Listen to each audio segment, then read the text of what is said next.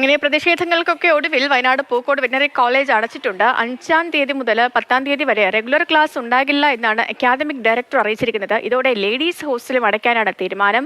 Mathrubhumi news വാർത്തയെ തുടർന്നാണ് ഇത്തരത്തിലൊരു തീരുമാനം ഉണ്ടായിരിക്കുന്നത്. കമൽ ചേരുന്നു. കമൽ, അങ്ങനെ കോളേജ് അടയ്ക്കാൻ തീരുമാനം, ഒപ്പം ലേഡീസ് ഹോസ്റ്റലും അടയ്ക്കും. അപ്പോൾ അങ്ങനെയെങ്കിൽ ഈ തടഞ്ഞു വച്ചിരിക്കുന്ന പെൺകുട്ടികൾക്ക് അവർക്ക് വീടുകളിലേക്ക് മടങ്ങാനാകില്ലേ?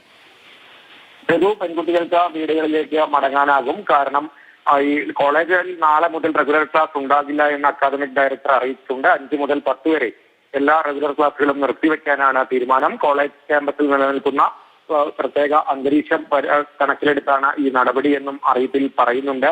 ഈ പെൺകുട്ടികളെ ഹോസ്റ്റലിൽ നിന്ന് വീട്ടിൽ പോകാൻ അനുവദിക്കാത്തത് വലിയ രീതിയിൽ പ്രതിഷേധത്തിനിടയാക്കിയിരുന്നു. മാതൃഭൂമി ന്യൂസാണ് ആ വിവരം പുറത്തു കൊണ്ടുവന്നത്. രക്ഷിതാക്കളുടെ പ്രതിഷേധം പുറത്തേക്ക് അറിയിച്ചത്. കാരണം ഈ മരണമടഞ്ഞ സിദ്ധാർത്ഥന്റെ ക്ലാസ്സിൽ പഠിച്ച പെൺകുട്ടികളടക്കം ഈ കൂട്ടത്തിലുണ്ട്. അവരൊക്കെ വലിയ മാനസിക സമ്മർദ്ദത്തിൽ കൂടിയാണ് കടന്നു പോകുന്നത്. അവർ കുറച്ചു ദിവസം വീട്ടിൽ വന്ന് നിൽക്കണമെന്ന് രക്ഷിതാക്കളും ഈ സാഹചര്യത്തിൽ ആഗ്രഹിക്കുന്നുണ്ട്. എന്നാൽ പോലീസ് അന്വേഷണത്തിന്റെ പേര് പറഞ്ഞ കുട്ടികളുടെ മൊഴി എടുക്കേണ്ടി വരുമെന്ന പേരിലാണ് കുട്ടികളെ വീട്ടിൽ പോകാൻ അനുവദിക്കാതിരുന്നത്. ഇനിയിപ്പോൾ എന്തായാലും കുട്ടികൾക്ക് വീട്ടിൽ പോകാനാകും. ശരി കമൽ.